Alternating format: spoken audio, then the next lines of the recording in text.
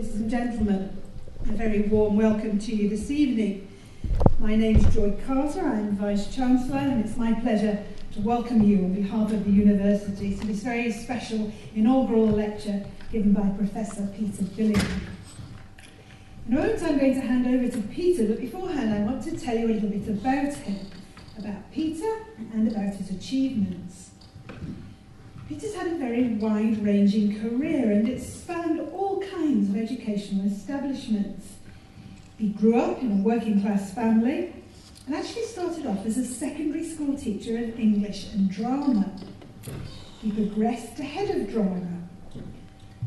When he worked in schools, he forged partnerships with the local community and he brought theatre into the lives of very many children. And then he decided he wanted to do an MA, so he completed that, and then a PhD, studying part-time at the University of Leeds. He then worked in further education as a lecturer, and then of course he made the move to higher education. He's worked at Sheffield Hallam, former teacher training college Bretton Hall, University Bath Spa, and indeed Portsmouth University as well.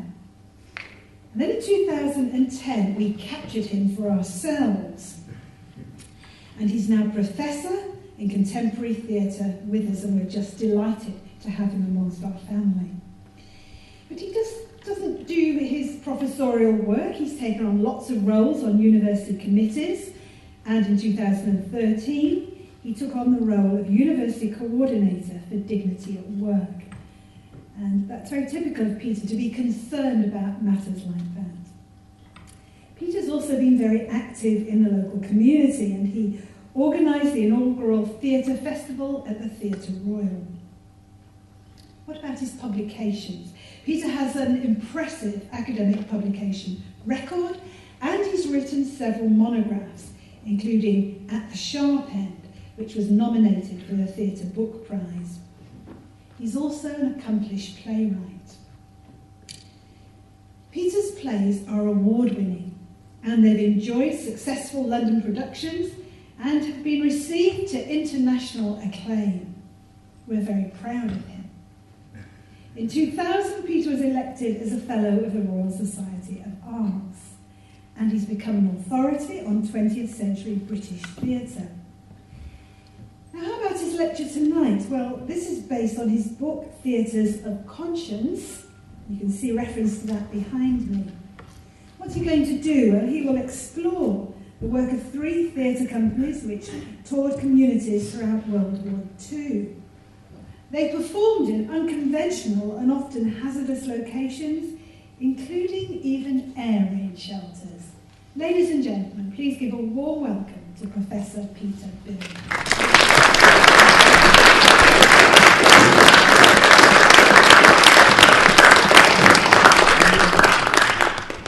Thank you very much, Troy. There were times there when I thought, that sounds like a really good life story. That sounds like a really good life journey. I wonder who it belongs to. And then I did recognise that, in fact, all of it described my own. Thank you very much, friends, colleagues from the university, and indeed amongst friends who've travelled quite a long distance to be here this evening, and I'm very grateful that many friends have come to support me from some far distant fields. As Joyce said, tonight's lecture is based principally on material that I discovered when I was studying for my doctoral thesis at the University of Leeds.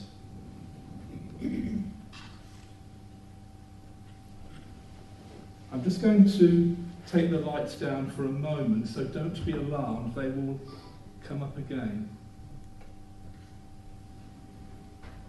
So that the image can be rather clearer. There is that much comfort in the war that the bomb dropping is nothing more than the defecation of a decrepit and incontinent organism, mortally scared.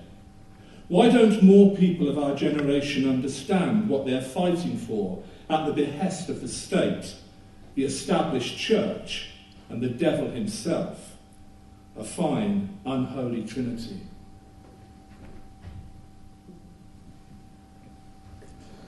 those sentiments were expressed by the novelist, dramatist and theatre director Richard Heron Ward in private correspondence with his close friend, the artist and theatre activist John Crockett. This letter is dated the 28th of February 1941. Ward had, prior to the outbreak of war in 1939, described himself as a, quote, revolutionary pacifist. In this same period, Crockett was living in a rural anarchist commune and was a member of the Communist Party of Great Britain. And in this evening's lecture, the territory that I shall be escorting you through as your guide is characterised by the following key landmarks: pacifism, politics and religion, performance and gender. The starting point for this research and subsequent book, Theatres of Conscience, informs this evening's lecture, was a chance remark made to me in conversation 30 years ago.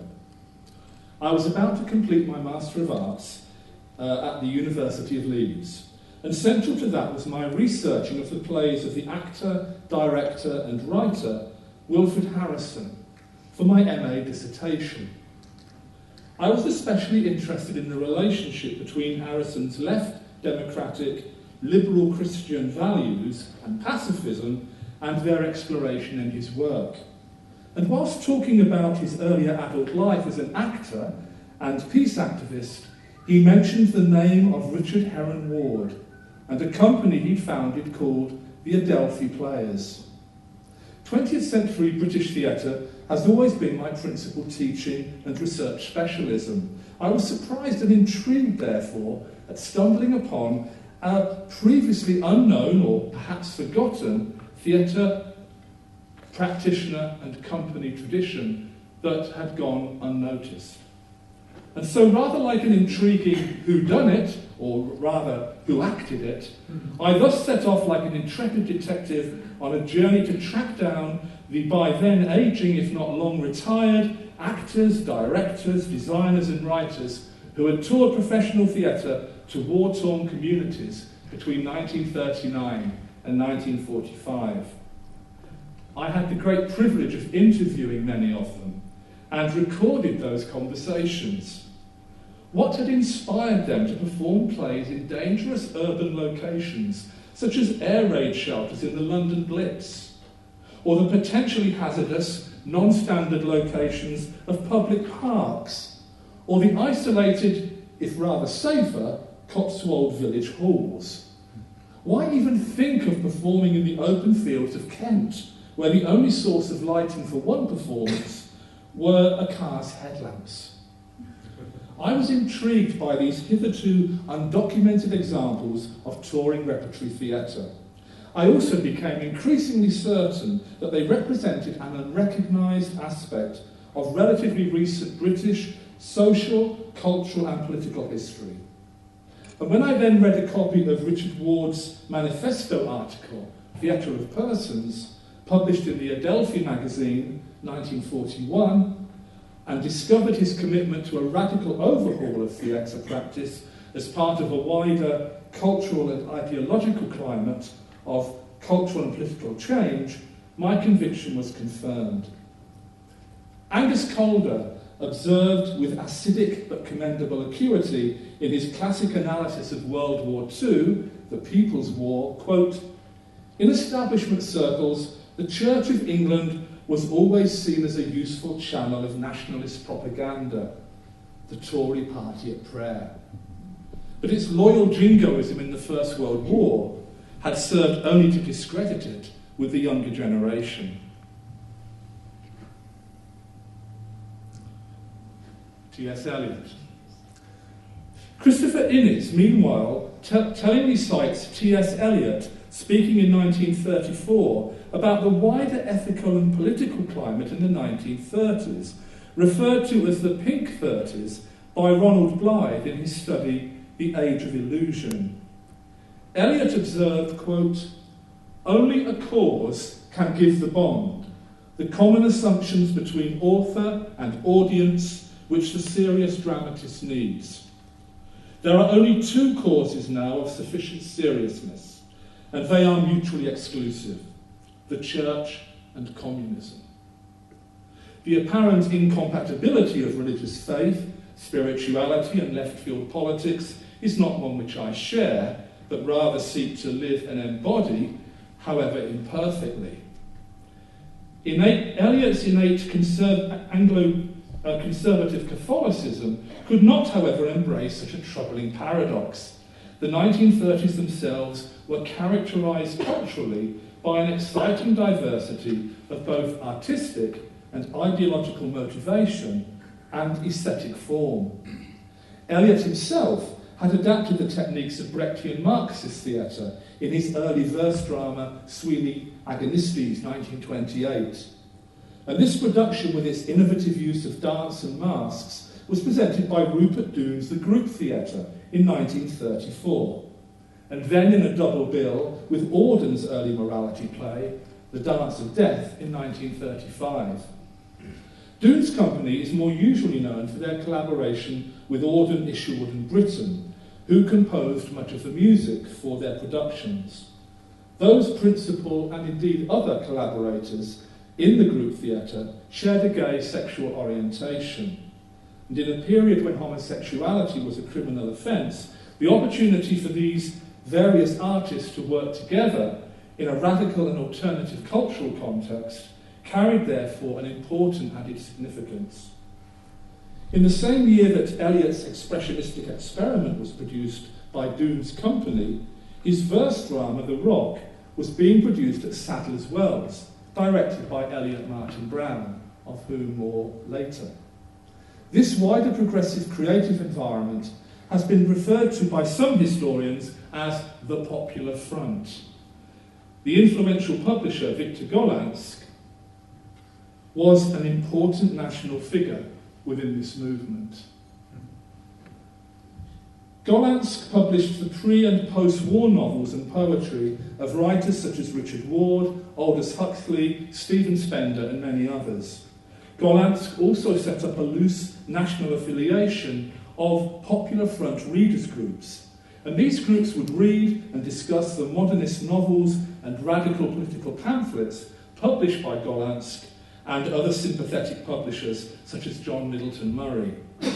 Whether contextualised in formally Marxist, broadly leftist, liberal, or even Christian religious terms, it is this diverse and exciting movement of cultural activities and initiatives which needs to be recognised in order to understand the work and aims of the three companies under discussion this evening. And they are, in the order in which I shall be talking about them, Eliot Martin Brown's The Pilgrim Players, Richard Heron Ward's The Adelphi Theatre, and Nancy Hewing's Osiris. Significantly, Ward had been a conscientious objector during World War II, as well as being one of the founding activists within the Peace Pledge Union. He was also an active member of the Socialist Independent Labour Party.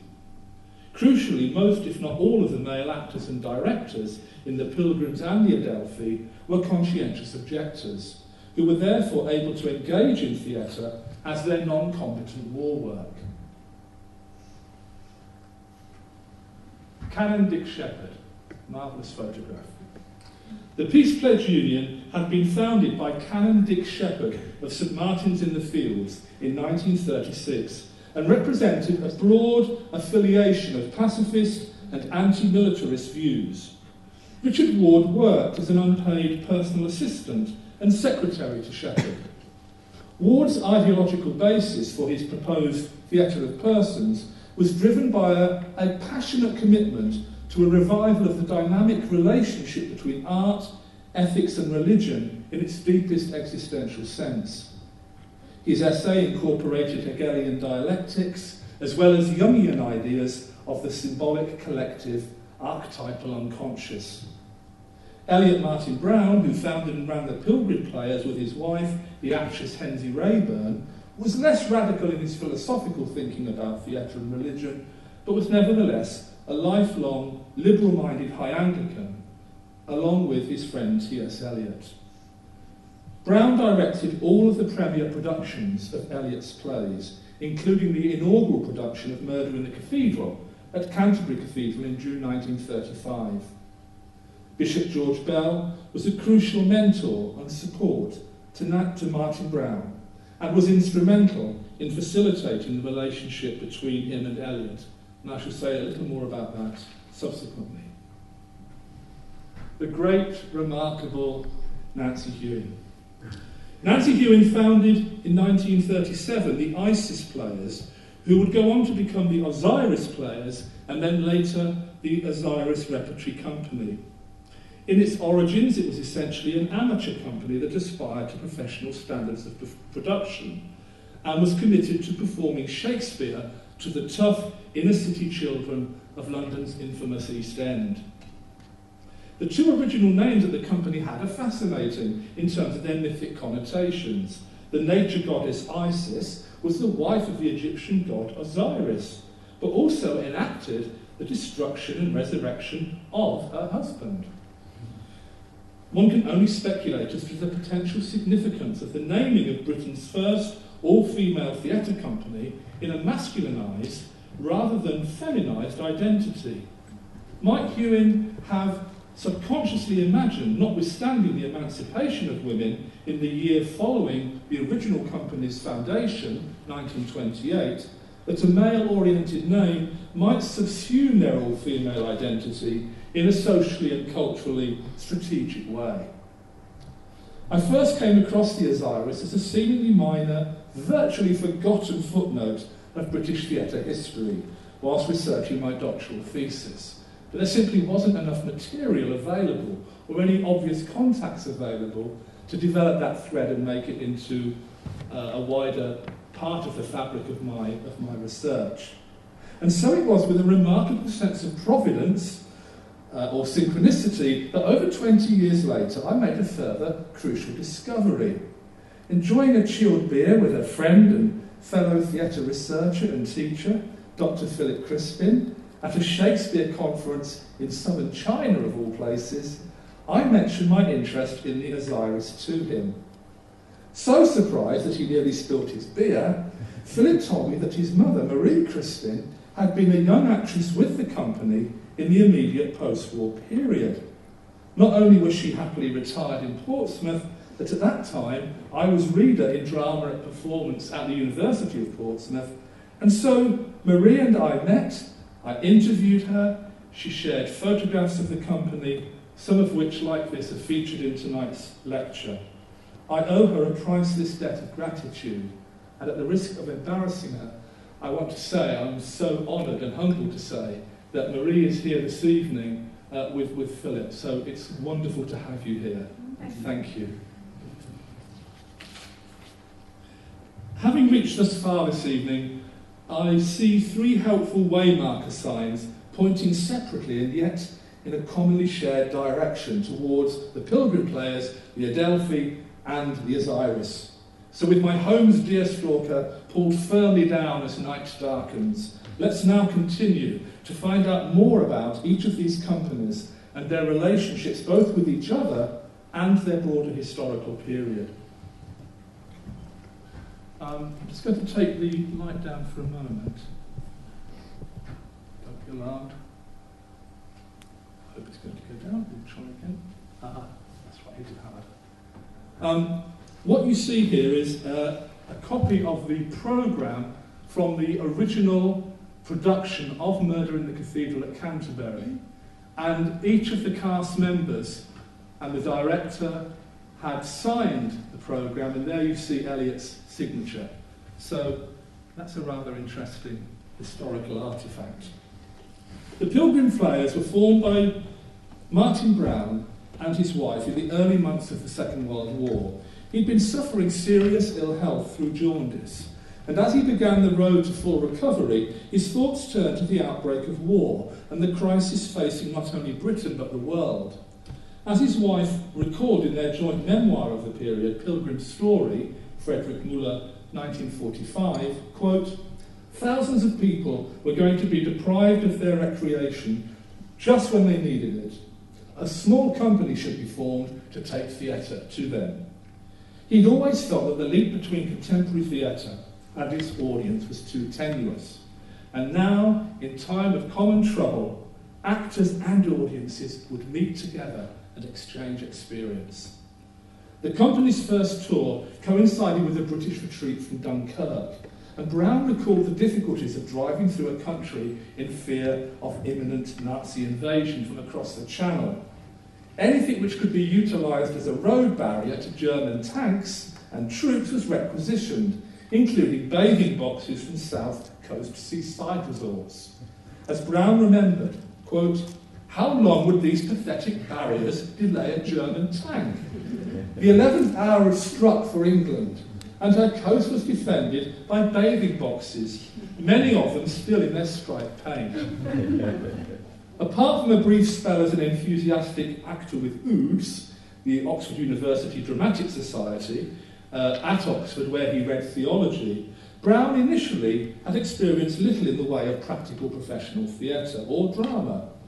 Of his own spirituality, Brown observed an implicit relationship between his love of High Anglican ritual and his growing engagement with drama and theatre. He said, "My mind is cast in a sacramental mould, looking for the outward and visible sign of an inward and spiritual grace. The Eucharist," said Brown, "is an action in a ritual form. I was deeply attracted by ritual, and another kind of ritual that grew out of religion, the theatre." After successfully taking honours in theology, Brown was determined that his future work should take him beyond the narrow confines of private pietism and academic seminars. Like a number of other young people of his generation and class and beliefs, he held to a strong conviction that his religious beliefs should be demonstrated through achieving necessary social and political reform. And for Brown and his compatriots, the political perspective informing this was characteristically pre-war, capital L liberal, not to be confused with contemporary small l liberal, but we won't go there. Accordingly, ungraduatingly, he joined an educational settlement as a staff member. One of these settlements became the foundation from which the wider network of the Workers' Educational Association, the WEA, grew. So Brown was there at the beginning, working in a settlement within a very poor area of the north of England. And the majority of the funding for these initiatives, for the settlements, came from prosperous philanthropic Quaker families, such as the Capras and Rowntrees. Brown's social and significantly political vision matured and became more radicalised through working in these progressive communities, located usually in areas of social deprivation and high unemployment. At this period, he established what was to become a lifelong friendship with Robert Speight, a leading actor of the period. It was also at this period that Brown met his future wife, the actress Hensie Rayburn, playing Horatio to her Ophelia at a summer theatre festival at Angmering-on-Sea, along on the Sussex coast. They returned north to a Doncaster settlement, and just prior to the general strike of 1926, organised and produced a production of the Coventry Mystery Nativity play at Wakefield Prison. Quite a remarkable achievement and event at that period.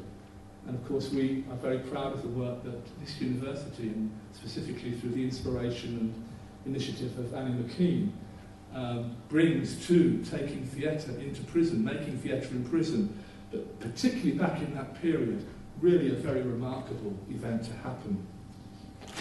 Brown was invited to take up a teaching post at Carnegie College in the USA by a family friend, the playwright John Van Drayton. And it was whilst he had returned to Britain for a short holiday that he was approached by Bishop George Bell. About to leave his diocese of Winchester and take up his responsibilities as Bishop of Chichester, he invited Martin Brown to accept the inaugural post of Director of Religious Drama in the diocese, the first of its kind in the country. And there we see Bishop George Bell. In 1928, Bell had arranged for a nativity play to be performed in the nave of Canterbury Cathedral, possibly the first time that a dramatic performance had occurred inside an Anglican church since the medieval period. In 1929, Bell invited the innovative director of Shakespeare, Nugent Monk, to bring his Maddermarket players from Norwich to perform Everyman and Dr. Faustus in the Chapter House at Canterbury. The event was to prove to be very significant, as it inaugurated the Canterbury Festival, of which Murder in the Cathedral will remain its most distinguished and enduring achievement. Bell's commitment was to commissioning new plays from contemporary writers, which explored religious and ethical issues, but in an effectively secular and radical way. In 1930, Bell formed Radius, the religious drama society of Great Britain, with Sybil Thorndike as its first vice president. The numbers of people attending churches had continued to fall rapidly during the first decades of the 20th century. It was crucial to liberal, progressive reformers like Bell that cultural forms such as drama and theatre should engage seriously with an increasingly secularised society. This was not to provide simplistic religious propaganda or conventional moralising. Rather, it was to try to create a context in which progressive Christian and secular humanist engagement could occur. This sentiment was of profound importance to Bell, Martin Brown, and most especially Richard Ward.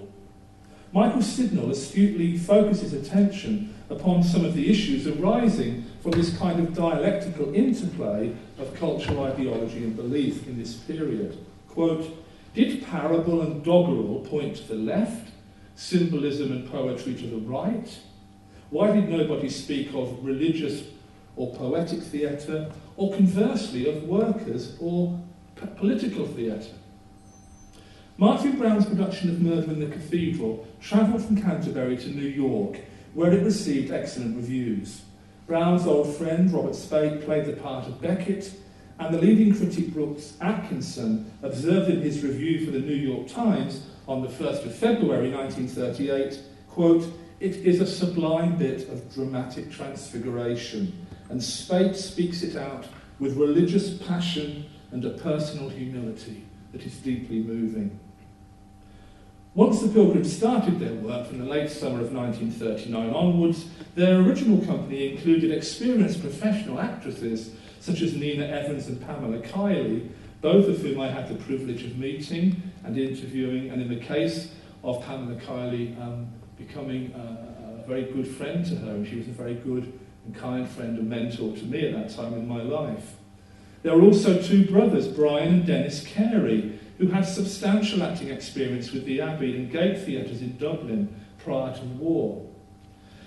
At the suggestion of Martin Brown, all of the company members agreed to be paid on an egalitarian basis, which they democratically agreed should be the same rate as the army infantrymen.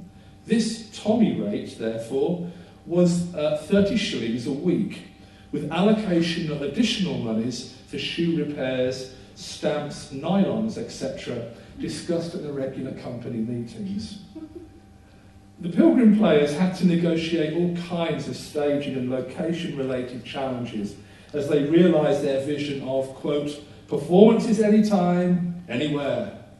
Before proceeding on to the next stage of my journey and discussing Richard Ward's dramatic vision, I'll conclude this section with a light-hearted example of life on tour. This is Brown remembering post-war. At the village hut in Wittering, there were no dressing rooms. The actresses had 2 feet of wing space, the men a bell tent in the field outside. Oil lamps for lighting were frequent, and low proscenium arches would sometimes decapitate the angel. I'm going to just again, with me? Yes, there we go. Just so we can see the photo a little bit clearer. John Headley, in a recorded interview with me in 1990, remembered the early stages of the Adelphi Players. He had been one of the earliest company members. He said, "We used to meet up with the Pilgrim Players at intervals on the road. We started off with the little plays of St Francis by Houseman in the summer of 1941, touring around Essex by road, carrying our simple props by hand and travelling by bus and train to the villages and churches in Essex." And we see John Headley on the left-hand side of that photograph standing Bettina Headley, formerly Bettina Stern, his wife, and Greta Plowman sitting down. This is a touring production of Strindberg's Easter.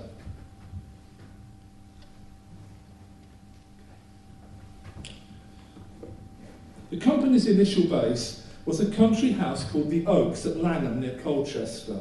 The Oaks was at this time a self-supporting pacifist socialist community which was run by Max Plowman, a highly respected scholar, particularly a scholar of William Blake from that period, who also edited the Adelphi literary magazine owned by John Middleton Murray. Murray at this time was himself a communist and pacifist. Ward and Plowman had developed a close friendship through meeting as activists within the Peace Pledge Union. And I'll just start this again for a moment. Here we see a cover of the Adelphi magazine, and we see here a photograph of John Middleton Murray on the left, his wife Catherine Mansfield, and the charismatic, iconic D.H. Lawrence. Okay.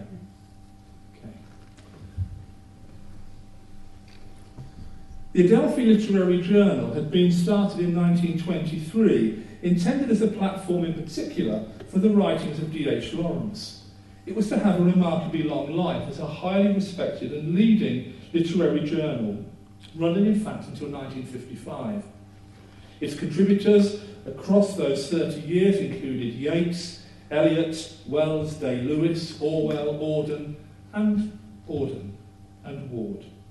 Clifford Williams, who was a conscientious objector at the outbreak of war, remembered, quote, "The Adelphi became a literary platform for pacifists, standing in relation to the Peace Pledge Union as it had previously done to the Independent Labour Party. The ILP, or what remained of it by 1938, was anti-war on strictly ideological grounds. But Max Plowman's pacifism, and hence Murray's, was not primarily or solely political, but ethical and spiritual, like William Blake's. In his book, The Necessity of Pacifism, published in 1937, Murray made clear, nevertheless, his political vision of socialism in relation to pacifism. Quote, "The Adelphi Centre, that is the Oaks, is a centre for socialists founded by socialists. Some socialists believe that a classless society can be achieved only through violent revolution, others that it can be attained by the peaceful means of political democracy. Yet others hold that a fundamental change in the hearts and minds of men is necessary." You can just bear with me for a moment. It's a photograph of Richard Ward.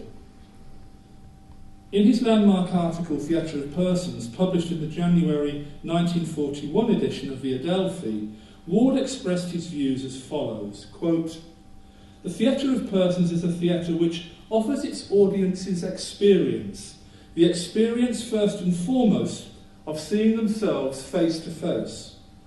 The real function of theatre is one of illumination, the casting of light upon the familiar, so that it can be seen fully and for what it is.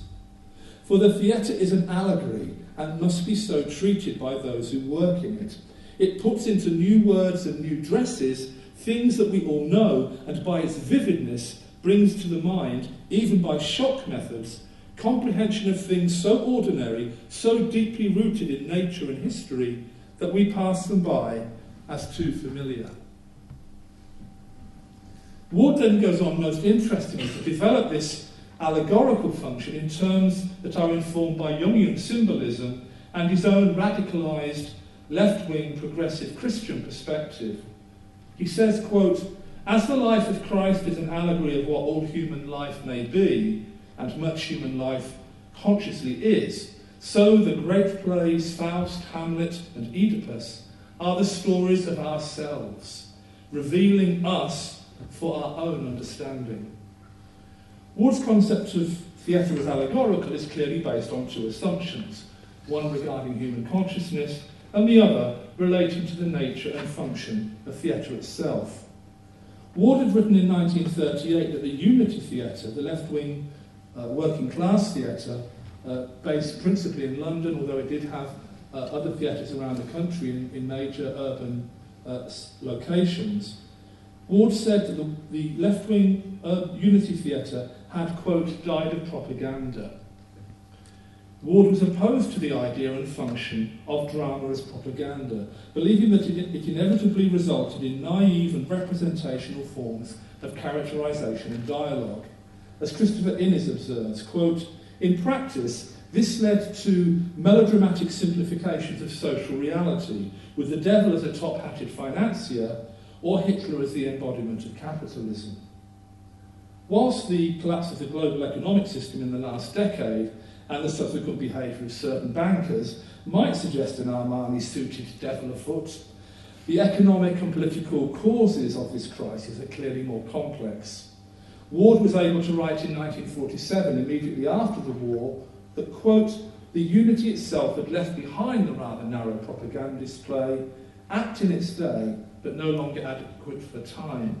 The people themselves have developed a breadth of interest and confidence which demands a new expression.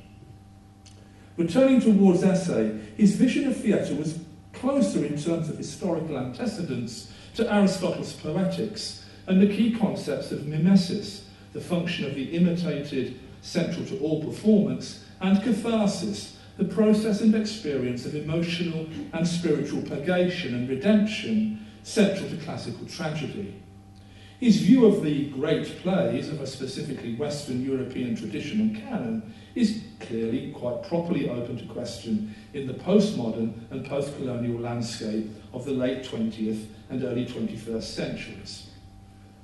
Ward's abiding interest in Jungian psychoanalysis, which was a shibboleth of many on the ethical left in the mid-20th century, is interesting, and there are potentially connections between that concept of the hidden being revealed, quote, if necessary through shock tactics, in the theatre writings of Antonin Artaud and his Theatre of Cruelty, but also the sacramental ritual of performance in Jerzy Grotowski's Poor Theatre. Travelling and working, of course, under the demanding conditions of wartime social and economic conditions, Ward was unable to really explore these ideas in rehearsal or performance. Nevertheless, he was a pragmatist as much as he was a theorist, and greatly admired the practical experiments of William Powell and others to return the production of Shakespeare, for example, to something like its original performance conventions. Finally, in terms of the principal thematic perspectives within Ward's writings on theatre, there is undoubtedly a Hegelian dialectical context for important aspects of his thinking. As Professor Ninian Smart summarised, quote, what we take to be the material world, Hegel argued, is in fact the product of mind. In this crucial respect, the world is the product of an absolute mind, distinct from individual minds, but containing them within itself. The stuff of reality, then, is spiritual rather than material, and at a very significant risk of oversimplification. If all reality is the product of a metaphysical world spirit, and the material world is a visible expression of that underlying reality, then Ward's understanding of theatre as an instrument for revealing that reality becomes immediately more comprehensible. There are undoubtedly contradictions inherent in a philosophical viewpoint, such as Ward's, that seeks to reconcile and synthesize a Hegelian Enlightenment idealism with Ward's neo-Marxist analysis of the political causes of the Second World War. I want to return now to the letter written by Ward to John Crockett, from which I open the lecture. I think I'll just leave that as it is. I walked through a number of streets behind Victoria Station the other day, and there it all was, the dreary, abject vileness of it all. Street after street of damaged houses, boarded windows like closed eyes, the staircases in ruins, but the Woolworths lampshade still on the light fitting in the hall. There were the subhuman inhabitants of bombed London, shuffling out of their underground shelters and making for the tube stations. Deep down in the earth is the only place where the only animal on two legs can feel secure. And yet, at the other extreme, we've discovered how to take ourselves miles up into the sky. But all that we can do when we get there godlike creatures that we are, is rain bombs onto creatures below, onto cities beneath us. Ward says, I know I've got to get this theatrical company going and cart it round these ghastly deserts if it kills me. I will not give in to the whole vile situation and pretend that things like the theatre have got to shut down because there's a war on. That's just what the swine want, who are running this crazy circus and keep it running in their so-called democracy and their non-existent freedom. But better crawl through hell in the hope of coming out the other side than carry on with a sort of thing that's been operating in these islands for the past 2 centuries. In the minutes of a company meeting dated the 18th of January 1942, Ward said, "The time is coming when our age must evolve out of its own soul, its own theatre. And by theatre, I mean its own plays, its own methods of acting and production. So far as I can see, our day has no theatrical heart. The Old Vic is essentially a survival. The plays of Auden and Isherwood seem to have been abortive. It is just possible, if I may say it, that Holy Family is a faint foreshadowing of what might be called the theatrical heart of the age." I'm going to have to go down this. Here we see a photograph of a touring production of Richard Ward's Holy Family. Holy Family is a verse drama written by Richard Ward in the genre of Eliot's plays such as Murder in the Cathedral. In the programme notes for his production, Ward stated, quote, "Holy Family is frankly experimental in form, an attempt to find dramatic expression for the thoughts and feelings of contemporary men and women to make the birth of Christ a present reality for ordinary people." The play incorporates an interesting stylistic device, certainly in British drama of this period, in having a chorus, who we see here, who emerge from the body of the cast, appearing in various individualised roles within the narrative of the play. And this narrative, based on the original narrative of the birth of Christ, is transposed into a bleak contemporary wartime setting of the kind described by Ward in his letter to Crockett. The late Cecil Davis, an original member of the company, remembered in an interview with me what he called, quote, "the refreshingly heretical qualities" within the play. But rather as Ibsen had been forced to write an alternative ending to his classic A Doll's House because of public moral disapproval, Ward angrily relented to the considerable moral and theological controversy produced by his own play. And this opposition to the play centred on the depiction and identity of Jesus as an ordinary child and human being. The play depicts him as an embodiment of human potentiality towards a radicalised and even left politicised humanity, rather than the literal incarnation of God. The play also reflects Ward's angry neo-Marxist political and moral denunciation of the war and its motives, and serves as a critique of the corrupt and social political order into which the child is born, and against which its birth offers a radical hope and alternative.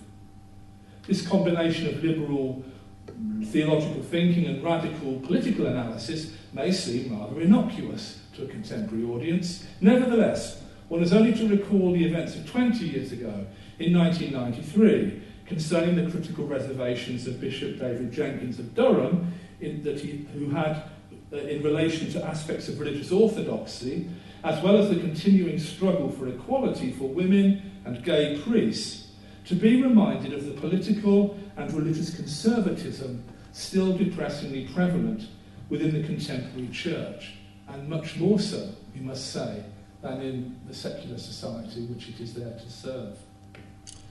In an article attributed to Ward in the Adelphi Journal, June 1940, he summed up the values informing his political and ethical thinking, and which he had hoped to express and intended to express through the play. Quote, "The first necessity for a new order is a recognition that it must be based on Christian love. This means that the earth, which is able to produce enough food and wealth for all, must be open to all peoples. An order of society based upon the opposite of this, that is, upon self-interest supported by violence or the threat of violence, will be one in which the periodic massacre of innocent human beings and the exploitation of the earth in the interest of a few will be most likely to continue. 1940, how resonant that still sounds. How resonant, how relevant, how contemporary. The pre-war period in British society was one in which universal suffrage for women had not been achieved until 1928, 11 years prior to the outbreak of war. This was a patriarchal and reactionary society which demanded of women who were trained as teachers and nurses to withdraw from those professions on becoming married. Against this social, cultural and political backdrop, the emergence and existence of the Osiris, our third and final company this evening, constituted a remarkable paradox and contradiction. Here was a company of women committed to the mission of producing Shakespeare principally, but also Ibsen, Shaw, Congreve, others, on their own terms. The initial and crucial drive and energy had come from a woman from a well-to-do, upper-middle-class background named Nancy Hewin. We shall go to our next slide. I'm going to just take it down again for a minute so you can see the image. There we see the Osiris players loading up for yet another tour. Takes a drink of water. Okay. The other young women who joined her idiosyncratic artistic crusade were also inevitably mostly of the English middle and upper middle classes. This core and long-standing personnel included Kay Jones, ex-Somerville College, Old Vic trained, and who was both principal male lead, as well as being Hewin's long-suffering personal assistant and fellow lesbian, though not her lover. The class demographics of the Osiris reflected the fact that in the pre-war period, educational opportunities for working-class women were basic to say the least, providing at best for working literacy and numeracy and training in the traditional female skills, such as cooking and home care. I shall bring us back out of the darkness of patriarchy. In this, as if by magic, in this crucial respect, the anti-patriarchal credo of the Osiris was as much, if not more, reflective of a degree of personal liberty dependent upon economic privilege as upon the wider emancipation of women.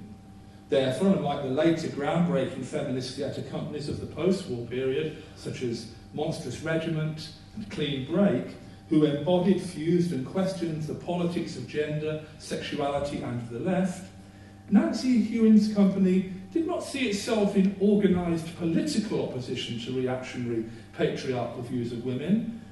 While she was undoubtedly a classic example of the kind of broadly progressive, university-educated, upper-class woman of the period known as blue stockings, she was, in her theatre work, principally more concerned with an expression of the possibilities and potential of the theatre, but also, of course, within that, the possibilities and potential of women. The absence of any wider political sensibility in Hewin's vision and practice remains intriguing, as potentially problematic and unsettling as the theatrical convention of boys as girls in Elizabethan public playhouses undoubtedly was. Nancy Hewin's mid-19th century, 20th century girls as boys, equally, if without conscious self-regard, arguably provoked a Freudian anxiety buried in the collective unconscious of the social establishment about gender and sexual identity. Who would wear the trousers? Hewin's company was, in this sense, a breaching of the dominant conventions of the performance of gender roles, an anxiety of what unjust power relations were concealed and might be revealed if women took ownership of the costumes. If the fluidity and relativity of gender formations were to provoke and necessitate major changes in the social, economic and political reality of mid-20th century Britain, then whose responsibility would it be to iron the costumes and place them on their hangers, if all the world's a stage? Furthermore, and possibly even more troublingly, who would decide who should wear which costumes? And, embarrassment upon confusion, who would know who was kissing who?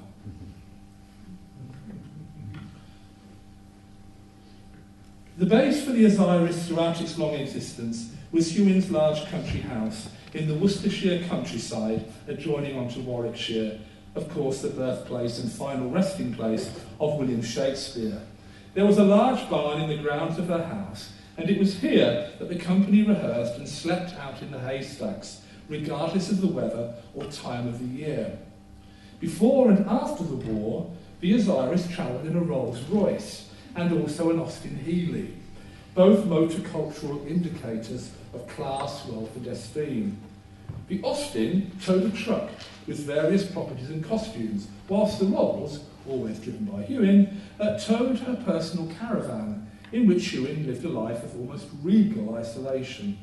The fact that her car could accommodate 7 persons in addition to herself was the sole criteria in defining the size of the company. This seclusion was interrupted, however, on a fortnightly basis in the post-war period, when 2 actresses from the company would, on a strict rota system, cook for her, with their recompense being to sleep on bunk beds in a curtained-off area of the caravan. This was viewed as being a tangible reward, considered against the deprivations of the actresses sleeping on the floor of church halls, or indeed in bales of hay in farm barns. During the war, however, owing to the severe and necessary rationing of petrol, Hewin, like Richard Ward, was most suspicious of the interference that state support for their respective enterprises might result in. And whilst Ward potentially compromised, and indeed did to some extent, in accepting petrol vouchers to enable his company to travel further afield and reach even more theatre staff companies, he refused the receipt of an annual fee of £50, a large amount of money at that time, from CEMA, the Council for the Encouragement of Music and the Arts, and the wartime forerunner of the post-war Arts Council. Hewin would not compromise on either account, and her company travelled during the war with some eccentricity by horse and dray throughout the towns and villages of the Cotswolds from their base near Worcester.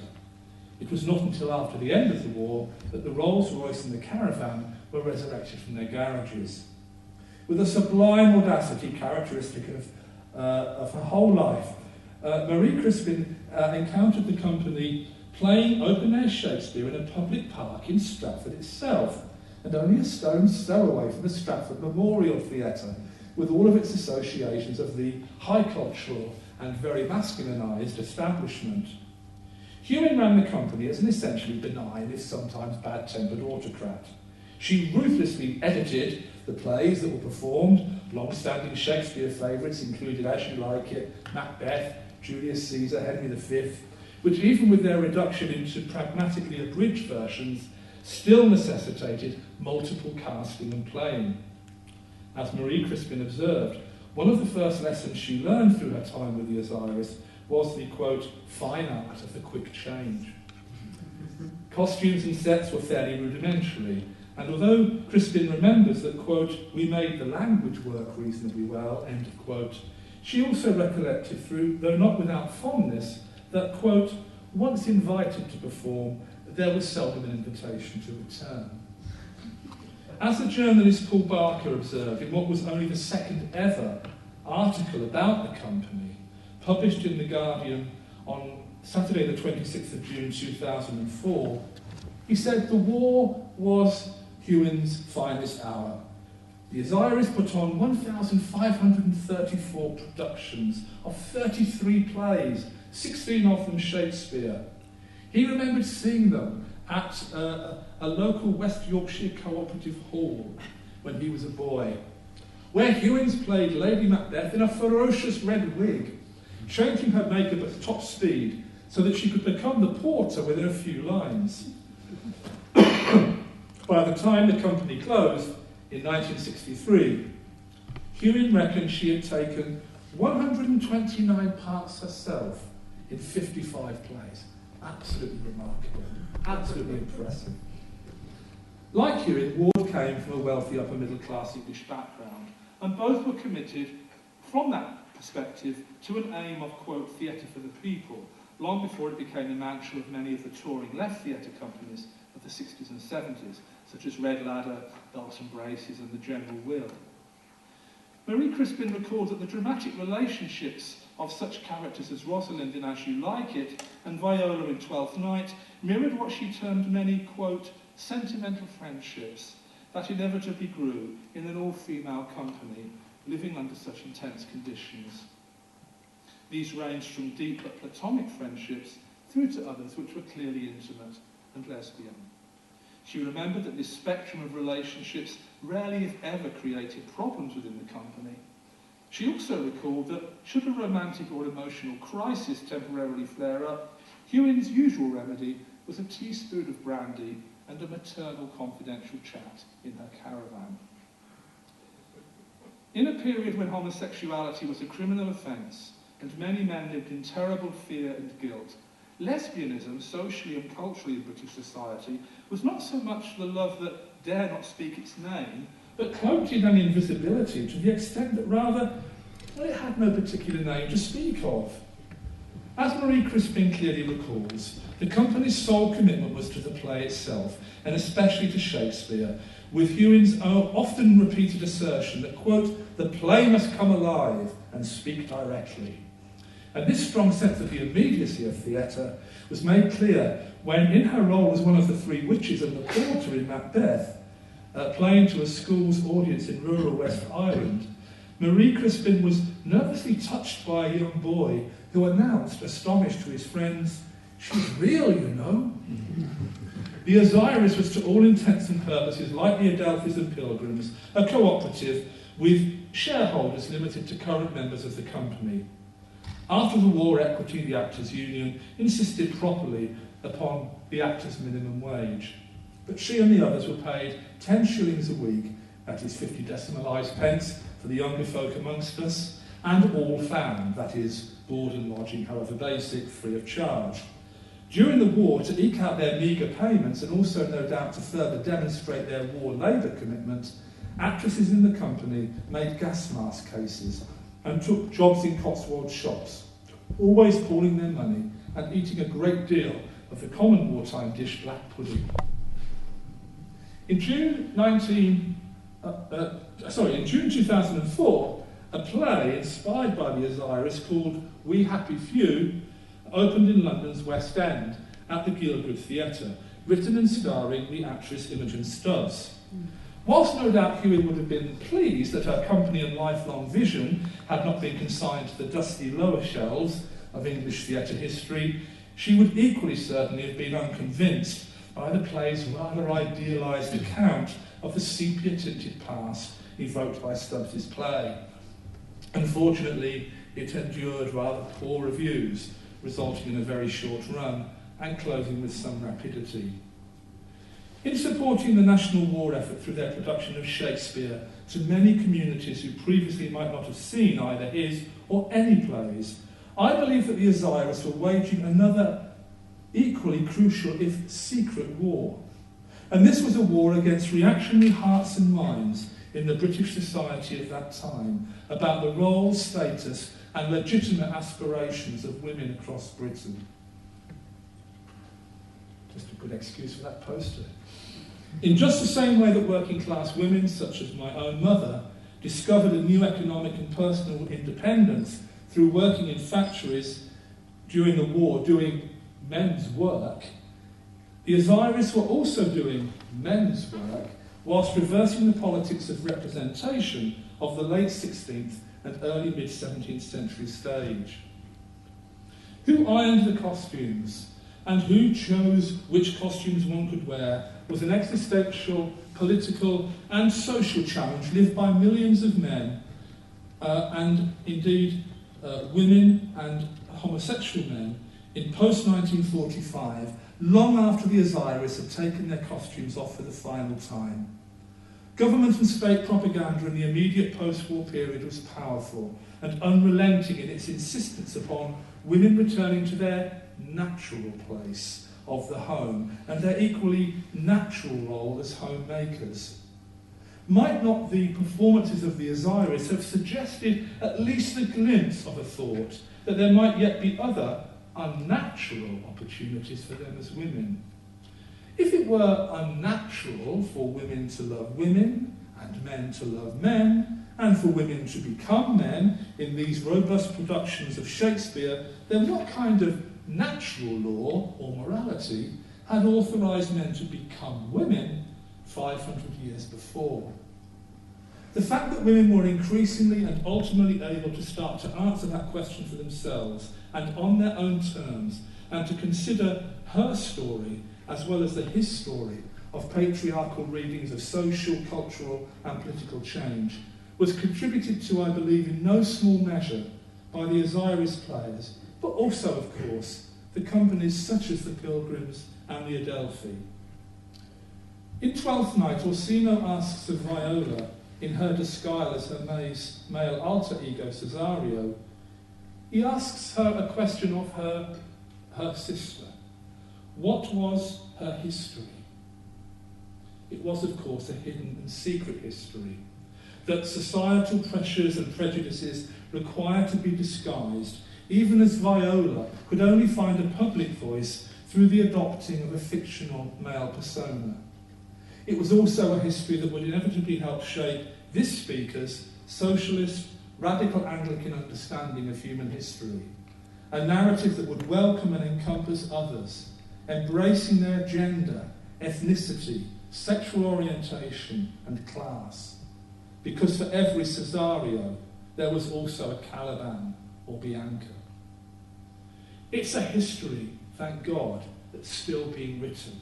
And we should remember and express our thanks to those theatre makers for writing a small but key passage of progressive change in the most difficult and challenging of times through their creative enterprise. Truly a labour of love, but not, I propose, a love's labour's lost. As for me, past that iron, let's press on to my conclusion. I did wonder whether I wish to end tonight's lecture with two quotes. The first from Richard Ward, writing retrospectively in 1947 after the war. The second from a fellow pacifist and conscientious objector, Edward Blishen, cited in his autobiography, published in 1974. Ward wrote, in the post-war period, I think we did begin to discover new ways of writing, producing and acting plays, rather as if we began to peel away the old theatre, much of it corrupt and deathly, and caught sight of a new one underneath. Whether we managed to put that across, that's another matter. But one or two things are certain. There is a vast potential audience for intelligent plays, which have something to say to human persons, and there is a vast need for new ways of saying it. And really, the wider and continuing post-war period in British theatre absolutely confirms and consolidates that. Absolutely does. Let the final quotation come from the poet and novelist Edward Blishen. Even as war continues to ravage our planets, drone planes silently, continually destroying individuals and communities who, thus traumatized, become our enemies. Step onto crowded tube trains and rush our buses, rucksacks packed with revenge and hatred, to perform their own dark role centre stage, avenging furies in a seemingly eternal and inevitable drama. Blishen wrote, the RAF bombed 2 great dams in the Ruhr, reporting that 4,000 people had drowned and 120,000 people made homeless. The Evening Standard described the event as, quote, majestic. I wondered, said Blichen, what the German adjective had been for the bombing of Coventry. What acts of conscience are called from us in these turbulent and uncertain times? Only we, every single one of us, individually, according to our own conscience, can decide that. And we hope that we will decide that with integrity and humility, whilst cherishing the storm-weathered white dove of fragile hope. As they say, it's not over until the fat lady stops singing, or indeed the red-wigged Lady Macbeth finally washes her hands of it all. So no blackout just yet. The darkness can ultimately neither comprehend or overcome that lingering light that refuses to retreat off stage. Thank you very much.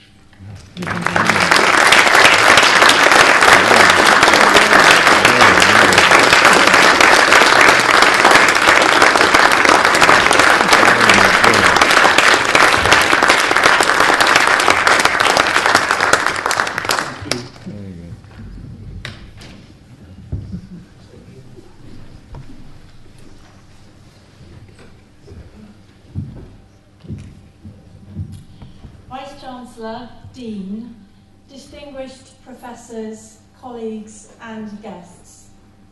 It really is such a great honour to have been asked by Professor Billingham to deliver the official vote of thanks for his inaugural professorial lecture. That's not easy to say, and I have been practising. It's always a pleasure to be able to say thank you. So first, I would like to thank the Vice-Chancellor and the University of Winchester for creating a space this evening in which we can press pause for a moment, take time out from the often frenetic forward motion of our everyday lives, and gather together as a community to celebrate Peter's important appointment as Professor of Contemporary Theatre. As all of us here tonight are all too aware, a successful and lasting career in academia does not happen overnight, and certainly not by accident. With the ever-increasing and varied demands placed on the profession, success, as Leonard Cohen famously commented, is, from a highly pragmatic perspective, which I hope you might appreciate, Peter, survival. But of course, success in the academic arena is much, much more than this. It would be offensive to say otherwise. From what I can see, it is the result of a combination of commitment, humility, tenacity, focus, integrity, patience, a sense of humour, and frequently, I would suggest, a sense of the absurd, but ultimately and crucially, a consuming passion for your chosen subject. I think it is safe to say that Peter has certainly exhibited all of the above in his career to date, and his passion for his subject has shone through in the lecture he has presented for us this evening. Through his thoughtful and expertly crafted words and carefully chosen and evocative images, it's no accident that he began and ended his talk with Picasso's powerful image of the child and white dove. He has highlighted the important legacy of 3 theatre companies whose work and achievements might otherwise have faded into obscurity. The wonderful anecdotes that Peter has drawn on throughout his lectures were for me fascinating, bringing alive as they did not only the harsh realities of life as a performer in these companies. It was not a glamorous life, as we have heard. Students of theatre and performing arts, please note. But I'm sure you have fun. But also, most strikingly, the complex and often paradoxical philosophical and ideological dilemmas faced by those involved, which must surely have taken a great deal of personal strength and courage to reconcile. Above all, Peter's lecture has given us much food for thought about the nature and function of theatre, and reminded us of the ways in which theatre can act as a powerful dialectical framework for the exploration and potential peaceful resolution of conflict, something to which I know Peter has a deep personal commitment. In the spirit of John Donne's well-worn but ever pertinent words on the nature of human connectedness, I know Peter would wish me to acknowledge the great importance of the support of his family throughout his career. Two of Peter's daughters are here with him this evening. We haven't met, but I hope to meet you later. Sorry.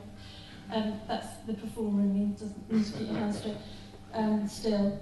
And of course, his wife Marilyn, who has always, I know, been an incredible source of ongoing love and inspiration. And I know from talking to Peter that this has been a huge source of comfort and support. So thank you, Marilyn. Whilst Peter's parents, Grace and Ernie, have both passed away, I would just also like to acknowledge the importance of their love and support in Peter's life and career, and take a moment to just hold them in our thoughts. And now, the most important part of my job.